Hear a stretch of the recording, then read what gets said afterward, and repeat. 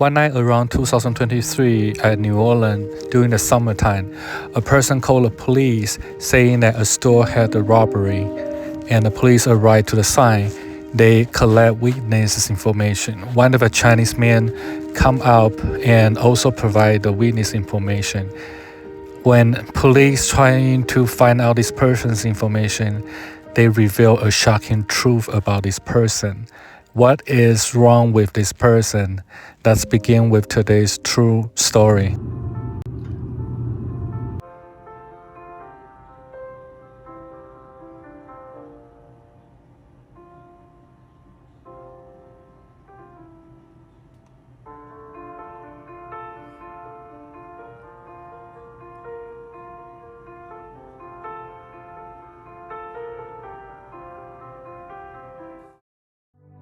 When the police looking at this person's information, they find out this person is a refugee. So the New Zealand police look deeper and checking on his refugee status, and then they find out that person may link with some other unusual information from Canada. So you're thinking about a Chinese man who's a refugee at the New Orleans. What's that have to do with his identity at Canada? So the police kind of curious and then run some of the background information while the other police is conducting the robbery scene at the New Zealand. But they find out a lot of shocking truth.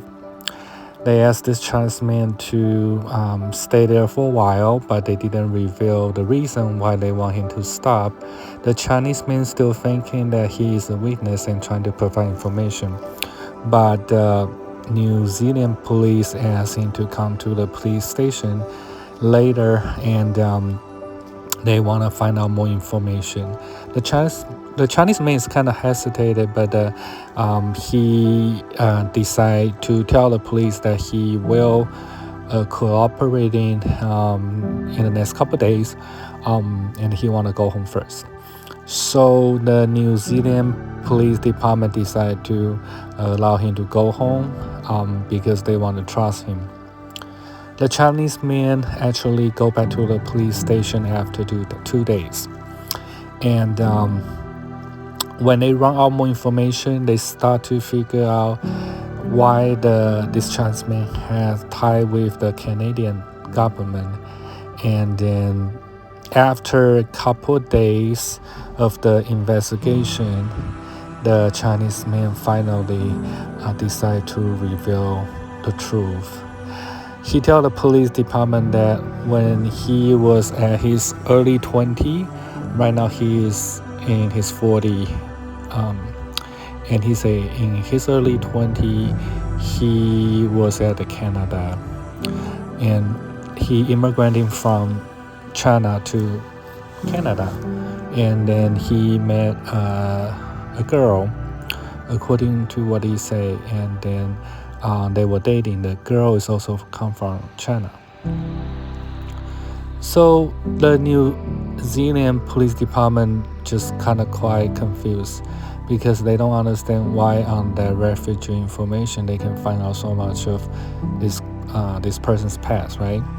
But they decide to send him home first. But then at the next couple of days, it just somehow, because of their curiosity, they connecting with the Canadian, and then they start finding out more truth about this Chinese man. It sounds like that they went through the investigation when this man was in his 20s, which is about like 20 years ago. So surprisingly that at that time, this Chinese man may involved with multiple concern crime when he was at Canada. And then people accuse him killing the Chinese girlfriend when he was in Canada. Furthermore, when they deep into more information, they start to dig in and find out the Chinese man actually was one suspect, but the Canadian police didn't find any evidence, so they sent this man, allow him to go back to China. And that's how he ended up in New Orleans after, not New Orleans, New Zealand after 10 to 15 years. It's still kind of weird and surprised. At the same time, I also find out this Chinese man still goes through the lawsuit against the Chinese girlfriend's family member, and then they start finding out more truth about the story. It sounds like the Chinese man may not have the right, not relationship, but the right evidence saying that he is the one who killed the girlfriend. But it sounds like the victim, it sounds like is a foreign person, because according to Canadian police back in 20 years ago, they remember this person's hair color is golden. So if this is a golden hair, that was just kind of weird. How a golden hair old man, if it says that it's not a Chinese man, how come a golden hair old man is a suspect, and that's why they don't think it's a Chinese man? So I'll just use this video as an illustration. You see this old man, so he is a golden hair, right? And that's what they think. So according to what happened is they found out that the Chinese man actually is still a suspect killing this Chinese woman back in Canada when he was in his 20s. But how come the police allow him to leave the Canada? Just because they don't have enough evidence.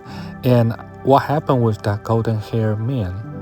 So deeper into the investigation, they find out that there was actually two suspects trying to kill his girlfriend.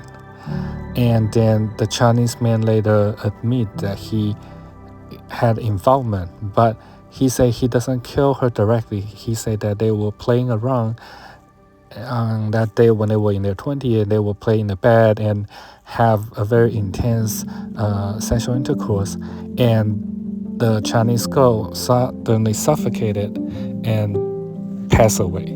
So, but according to the Canadian government, they find out the person has a golden hair. So what's wrong with that? And then they start finding out that that old man who you just saw later before at the video is just for illustration only. The old man actually asked this Chinese guy to dye his hair into the golden hair.